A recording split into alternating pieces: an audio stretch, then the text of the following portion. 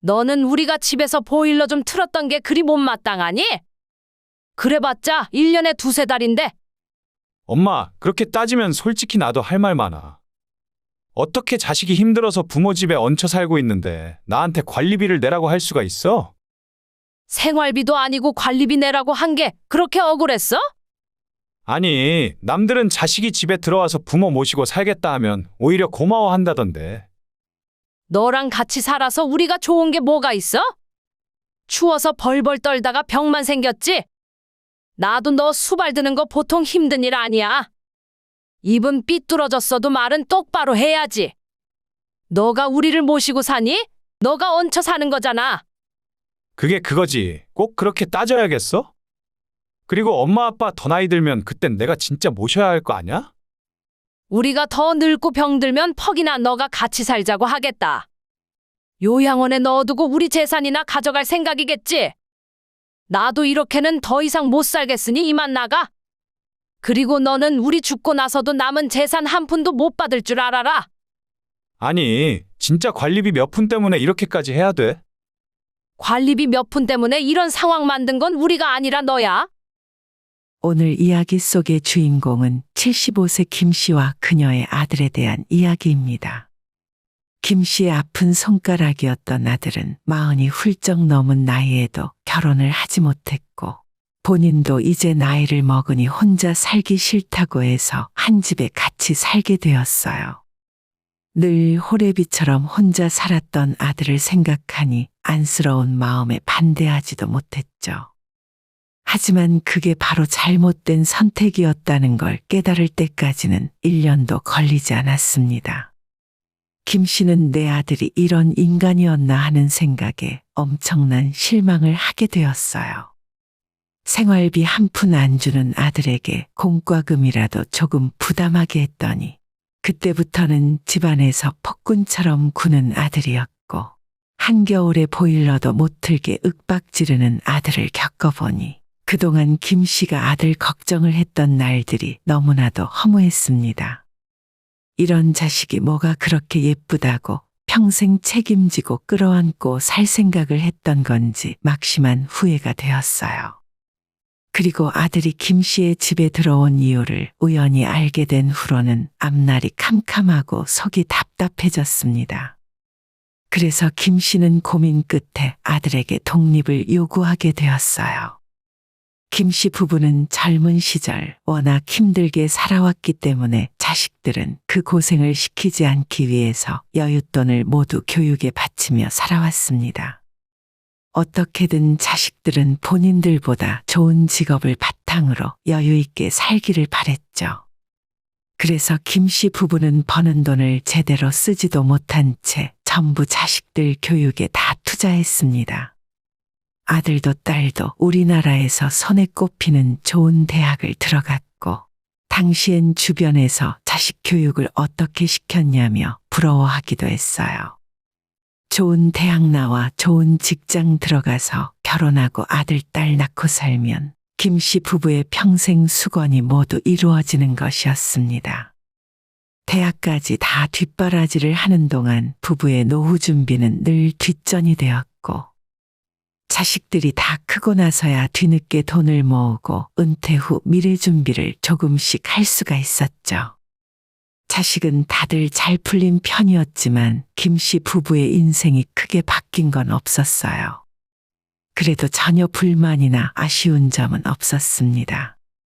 본인들의 인생과 맞바꿔서라도 자식들이 잘 되길 바라는 마음은 진심이었으니까요. 다행히 자식들도 그런 부모의 마음을 잘 알아주었어요. 엄마, 저 내년에 결혼하려고요. 딸은 30살이 되자마자 만나던 남자친구와 결혼을 한다고 말했어요. 이미 연애를 2년 넘게 하면서 김 씨와 남편에게 말을 다 해두었기 때문에 이쯤 되면 결혼을 하겠구나 생각하고 있었습니다. 딸의 배우자는 같은 직장에 다니고 있는 2살 연상이었는데 결혼 이야기 나오기 전에도 몇 번 얼굴을 본 적이 있었어요. 참 예의 바르고 건실한 청년 이미지라서 마음에 들었습니다. 그렇지만 딸에게 그 이야기를 들은 이후로 김씨 부부는 고민이 커졌어요. 자식들 결혼시키는 문제는 부부에게 있어 또 하나의 부담으로 남아 있었어요. 본인들의 노후 준비를 하면서도 아들, 딸 결혼시킬 때 보탬이 되어야겠다는 생각으로 따로 돈을 모아두고 있던 참이었죠. 하지만 막상 딸이 결혼을 한다고 하자 이 돈으로 충분할까 하는 생각이 들었습니다. 능력이 닿는 한 최대한 좋은 걸 해주고 싶은 것이 부모의 마음이었죠. 이거 결혼 비용에 보태 써라. 마음 같아서는 전세금이라도 해주면 좋으련만. 김 씨가 집에 찾아온 딸에게 돈이 들어있는 통장과 카드를 내밀었어요. 그러자 딸은 통장에 얼마가 있는지 열어보지도 않고 다시 김 씨에게 밀어주었습니다. 엄마, 나도 모은 돈 있어. 걱정하지 마. 그건 그거고 이건 너가 가져가서 필요한 곳에 보태 쓰라는 소리지. 김 씨의 말에도 딸은 괜찮다며 고개를 가로저었어요.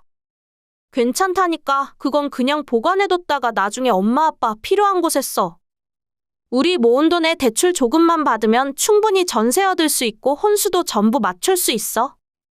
똑같이 양쪽 부모님들한테 도움 안 받기로 했으니까 진짜 괜찮아. 그러니까 대출 받을 바엔 이 돈 가져다 쓰면 좋잖아. 아니야, 남자친구랑 나랑 돈 잘 벌어. 금방 갚을 수 있어. 딸은 그동안 해준 것만으로 충분하다고 말했습니다. 자식에게 그런 말을 들으니 어쩐지 김 씨는 눈물이 앞을 가리는 것 같았어요. 결국 딸은 김 씨 부부의 돈을 받지 않겠다고 했습니다. 그래도 자식을 처음 결혼시키는데 아무것도 안 해줄 수는 없어서 예비 사위를 함께 백화점으로 불러서 예물 시계와 정장도 한 벌 새로 맞춰주고 딸에게 좋은 가방도 하나 사주었죠. 딸이 부모의 노후를 걱정하긴 했어도 김 씨 부부는 그 정도 여유는 있었어요. 대출 없이 아파트도 한 채 있고 따로 모아놓은 돈도 적지 않았습니다. 그렇게 딸을 먼저 시집 보내고 10년이 넘게 흘렀지만 그 이후로 아들의 결혼 소식은 들리지 않았어요. 벌써 딸네 손주는 초등학교 4학년이 되었지만 딸보다 나이가 많은 아들은 손주는커녕 현재 만나는 사람도 없었습니다. 아들 역시 한때는 결혼을 약속한 사람이 있었어요. 그러나 결혼 이야기가 오고 가던 중에 두 사람 사이에 갈등이 생기면서 파혼을 하게 되었고 그 뒤로는 한 번도 결혼 소식은 없었습니다. 요즘 남자들은 아무리 결혼을 늦게 한다지만 아들 나이 40이 넘은 시점부터 본인 스스로도 포기를 한 것 같았고 김 씨 부부도 늦었다고 생각해서 더는 결혼 이야기를 꺼내지 않았어요. 아들 역시도 결혼 안 하고 혼자 살겠다는 말을 입버릇처럼 하고 다녔죠. 결혼이 혼자 할 수 있는 일도 아니고 요즘은 옛날과는 달리 혼자 사는 사람들도 많았으니 마냥 비난할 일은 아니었습니다. 아들 역시 혼자 사는 삶에 만족하는 것 같아서 본인이 행복하면 됐다 싶었죠. 그러던 어느 날이었어요. 김 씨가 외출하고 집으로 돌아왔는데 남편이 소파의 옆으로 쓰러져서 의식이 희미했고 바로 119를 불러 병원으로 옮겼습니다. 천만다행으로 응급실에서 치료를 받고 회복했지만 그날 김 씨의 수명이 10년은 줄어드는 것 같았어요. 아들, 딸 역시 그 소식을 듣고 한 걸음에 병원으로 달려왔어요. 그나마 푹신한 소파에 앉아 있어서 다행이지. 넘어지면서 머리를 부딪혔거나 김 씨가 때마침 집에 오지 않았다면 남편을 다시 볼 수 없었을지도 모르는 일이었습니다. 아빠도 그렇지만 엄마도 건강 신경 써야 해. 딸의 말처럼 김 씨도 내심 걱정이 되었어요. 김 씨 역시 이제는 병원을 들락거려도 이상하지 않을 나이였으니 말이죠. 난 운동도 하고 있으니 걱정하지 마. 아버지도 내가 잘 보살필 테니까 너희들은 다시 돌아가도 돼. 애써 자식들을 안심시켜 돌려보냈지만 며칠 후 남편이 퇴원한 뒤에 아들과 딸이 다시 집으로 찾아왔습니다. 함께 식사를 하면서 이야기를 나누는데 아들이 갑자기 자기 직장 이야기를 꺼냈어요. 엄마, 나 이번 달까지만 다니고 회사 그만둘 생각이야. 갑자기 왜? 지금 회사 좋잖아. 힘들어서 더는 못 다니겠어. 라인 잘못 타서 진급도 물 건너갔고 차라리 그냥 몇 달 쉬다가 다른 회사 다녀야겠어. 새로 옮길 회사도 아직 안 정하고 무작정 그만두겠다고? 요즘 취업 힘들다고 하던데. 어차피 모은 돈도 있고 퇴직금도 넉넉하게 받을 거고. 좀 쉬다가 월급 적더라도 마음 편한 회사 다닐래? 나야 어차피 딸린 처자식도 없으니까 돈을 좀 덜 벌면 어때? 김 씨 부부는 아들의 앞날이 걱정되었지만 일단 알아서 잘하겠거니 생각했죠. 근데 어차피 일 그만두는 김에 엄마 집으로 들어와서 살까? 우리 집에?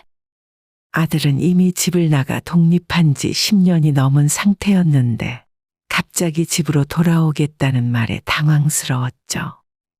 아버지도 이번에 쓰러지셨고 엄마도 아프면 어떡해? 나도 고민 많이 해봤는데 같이 살면 이래저래 좋지 않을까 싶어서. 우린 괜찮은데. 아니야, 나도 혼자 밥 해먹는 게 지겹던 참이었어. 회사 이직하면 돈도 아껴야 하고.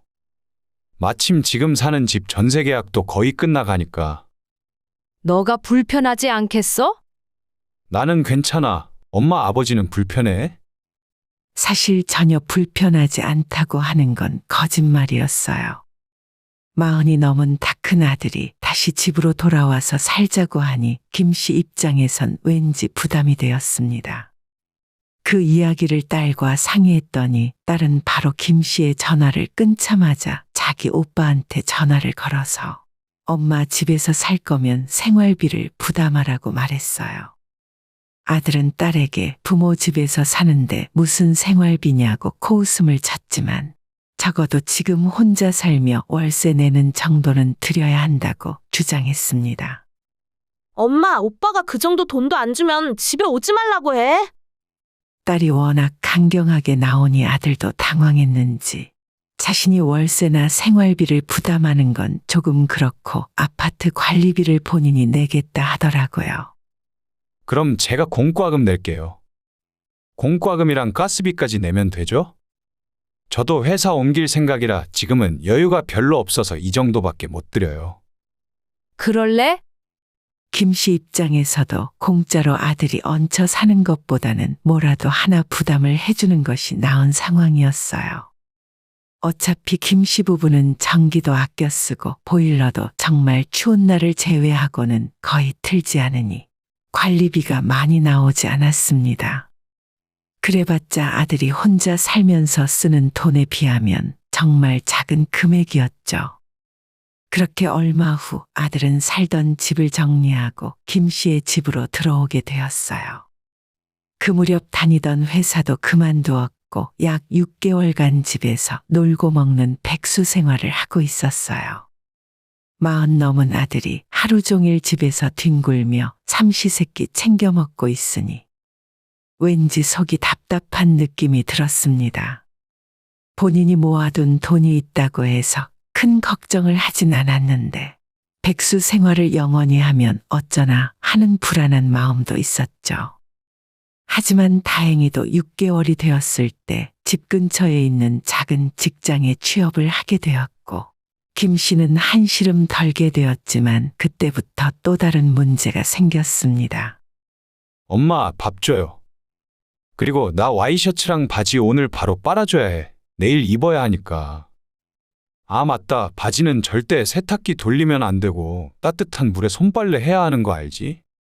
그나마 백수일 때는 집에 차려놓은 밥을 먹고 가끔은 청소기도 한 번씩 돌렸던 아들이지만 회사에 출근을 하고 나니 손가락 하나 까딱하지 않고 김 씨를 부려먹기 시작했습니다. 김 씨는 식구가 하나 늘어난 만큼 많아진 집안 살림을 혼자 도맡아 해야 했어요. 역시 엄마 집에 들어오길 잘했어. 이렇게 편할 줄 알았으면 진작 같이 사는 건데. 아들은 속 편하게 김 씨가 차려주는 밥을 먹으며 이렇게 말을 했습니다. 어차피 요즘은 결혼해봤자 마누라가 밥도 안 챙겨준다더라. 내 친구들 전부 자기가 밥 차려 먹고 완전 무시당하면서 살아. 그래도 좋은 여자 찾아서 가야지. 다들 그렇게 사는 건 아닐 거 아냐? 엄마, 요즘은 좋은 여자 없어. 나는 그냥 계속 이렇게 살래. 그럼 너도 집에서 살림도 돕고 좀 해봐.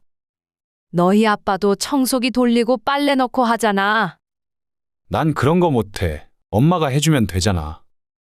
아들이 결혼을 하지 않는 것에 대해서는 어느 정도 포기하고 있었는데 집안일이 2배가 늘어 몸이 힘드니 차라리 아무나 만나서 장가 가길 바랬어요.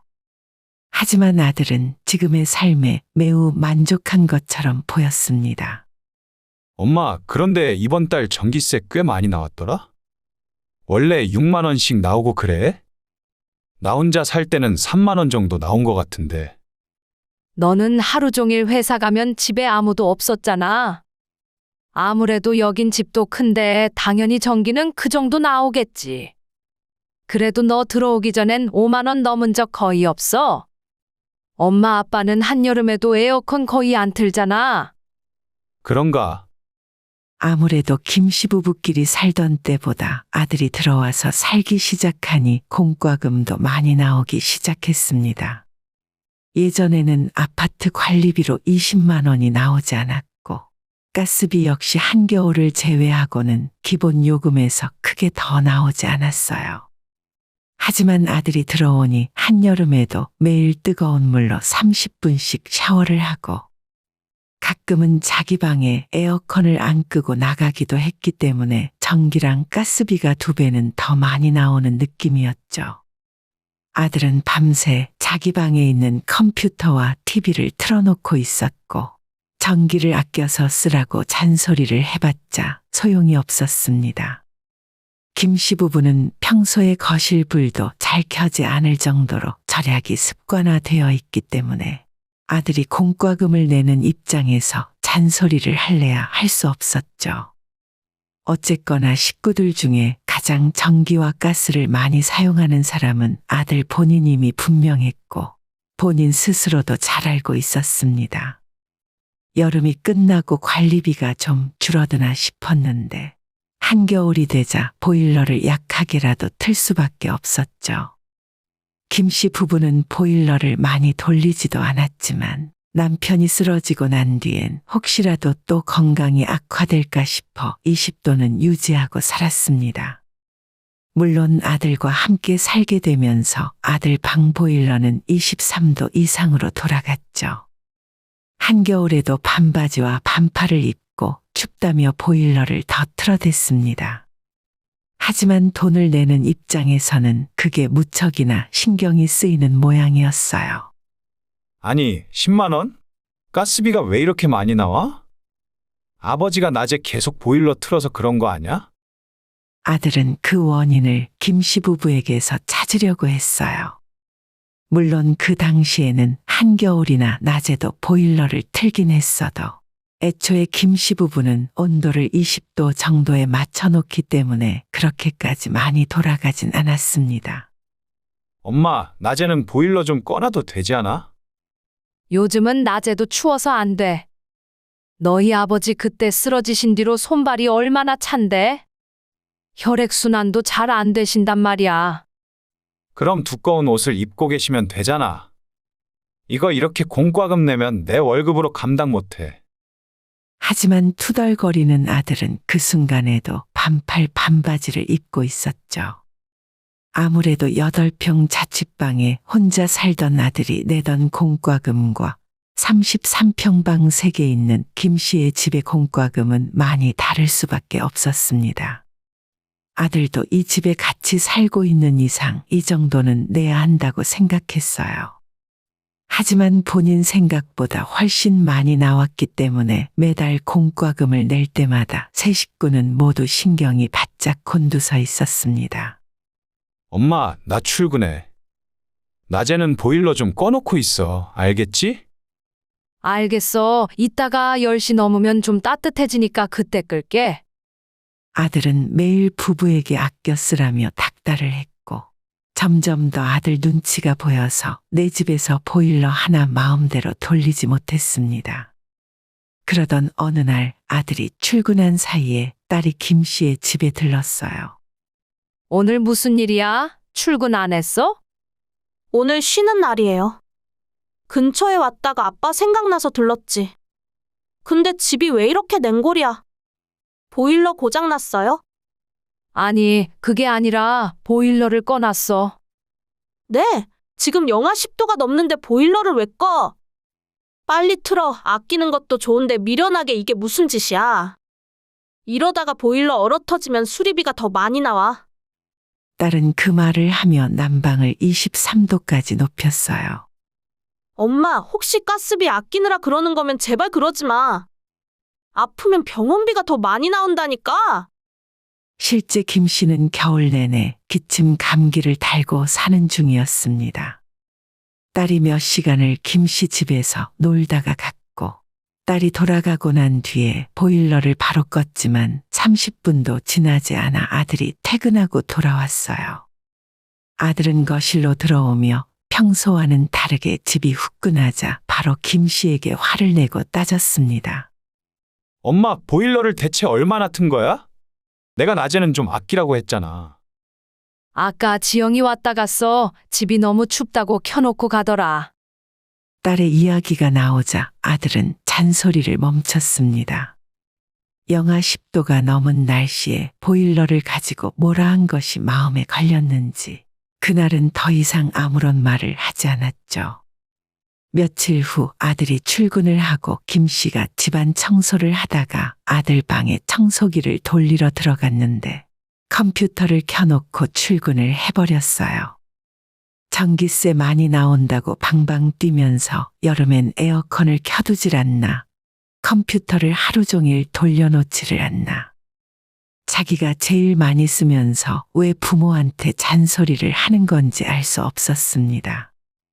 컴퓨터를 꺼야 하나 말아야 하나 김 씨가 고민을 하고 있었는데 켜진 컴퓨터 화면에 카톡 메시지 창이 하나 떠 있었어요. 아들이 자기 친구와 대화를 나누는 중이었고 김 씨는 대화 내용을 훔쳐보고 싶지 않아 얼른 고개를 돌리려 했지만 언뜻 본 대화창의 문구가 김 씨의 시선을 사로잡았습니다. 야, 우리 집은 절대 내가 보일러 못 틀게 해. 어차피 난방비 내가 내는데 이 정도는 해도 되는 거 아니냐? 친구와 아들은 뭐가 그리 즐거운지 연신 웃고 있었고 실시간으로 올라오는 대화창은 김 씨를 어지럽게 만들었습니다. 아무리 그래도 그냥 혼자 살고 말지. 나는 부모랑 도저히 같이 못 산다. 너가 뭘 몰라서 하는 소리야. 우리 아버지 얼마 전에 쓰러졌잖아. 내가 언제까지 부모 모시고 살겠냐? 조금 더 안 좋아지면 자연스레 요양원에 모시면 되는데. 그럼 이 집은 고스란히 내 거가 되는 거잖아. 야, 너 진짜 똑똑하다. 동생한테 안 나눠주고 너가 혼자 다 먹을 속셈이야? 이거 갈라먹을 게 뭐가 있다고. 어차피 내 동생네는 둘이 돈 잘 벌고 잘 살아. 이 집 정도는 내가 혼자 가져도 돼. 자기 친구와 히히덕거리며 끔찍한 소리를 하는 아들을 보며 김 씨는 허탈한 기분까지 들었어요. 속이 시커먼 구렁이를 품고 같이 살자며 이 집에 들어온 것이었습니다. 그동안 아들 눈치 보며 보일러 한번 편하게 못 틀어놓았던 것도 억울하고 분했어요. 바로 난방을 23도까지 올려놓았고 저녁에 아들이 들어오자마자 훈훈한 집안 온도를 보고 김 씨에게 목소리를 높였습니다. 엄마, 오늘도 지영이 왔다 간 거야? 보일러를 왜 이렇게 올려놨어? 너는 우리가 집에서 보일러 좀 틀었던 게 그리 못마땅하니? 그래봤자 1년에 두세 달인데? 김 씨가 화를 내자 아들은 순간 당황한 듯 움찔했지만 이내 표정을 싹 바꾸고 김 씨에게 다시 화를 내기 시작했어요. 엄마, 그렇게 따지면 솔직히 나도 할 말 많아. 어떻게 자식이 힘들어서 부모 집에 얹혀 살고 있는데 나한테 관리비를 내라고 할 수가 있어? 생활비도 아니고 관리비 내라고 한 게 그렇게 억울했어?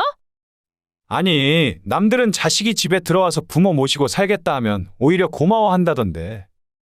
너랑 같이 살아서 우리가 좋은 게 뭐가 있어? 추워서 벌벌 떨다가 병만 생겼지? 나도 너 수발 드는 거 보통 힘든 일 아니야. 입은 삐뚤어졌어도 말은 똑바로 해야지. 너가 우리를 모시고 사니? 너가 얹혀 사는 거잖아. 평소와는 달리 김 씨가 끝까지 숙이지 않자 아들은 조금 목소리가 수그러드는 듯 했습니다. 아니, 그게 그거지. 꼭 그렇게 따져야겠어? 그리고 엄마 아빠 더 나이 들면 그땐 내가 진짜 모셔야 할 거 아냐?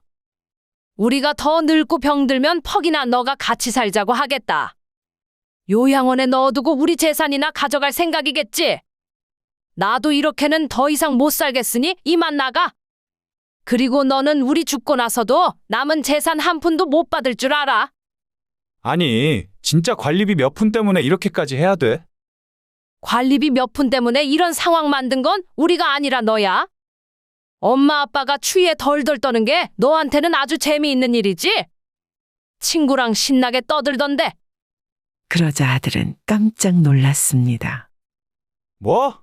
엄마 내 카톡 봤어? 아니, 그걸 왜 봐? 내가 보려고 봤냐? 청소하러 네 방에 들어갔더니 컴퓨터가 켜져 있었는데? 맨날 전기세 가스비 타령하면서 너는 한 번 아끼는 꼴을 못 봤어. 더는 이 문제로 말하고 싶지도 않아. 당장 짐 싸서 나가라. 뭐? 나보고 나가라고? 이 시간에 어딜 나가? 아들과의 관계는 다시 돌릴 수 없을 정도로 틀어졌고 믿었던 아들에게 배신당한 기분을 어떻게 설명할 수 있겠습니까? 결국 쫓겨난 아들은 회사 근처 모텔에서 며칠 지내다가 혼자 지낼 수 있는 오피스텔을 얻어 짐을 모두 빼갔어요. 처음엔 아들이 적반하장으로 화를 내더니 한 달 정도 지났을 때 김 씨와 남편을 찾아와 사과를 했습니다. 가족이라고는 부모와 자기 동생밖에 없는데 모두가 이번 일로 자신에게 등을 돌렸으니 외톨이가 된 기분이었겠죠. 하지만 김 씨는 그 사과를 받지 않았고 아들을 다시 돌려보냈어요. 앞으로는 어떻게 될지 몰라도 지금은 아들의 얼굴도 보고 싶지 않았으니까요. 오늘의 영상은 여기까지입니다. 이 글을 보신 모든 분들의 노년에 웃음과 행복만 가득하기를 기원합니다.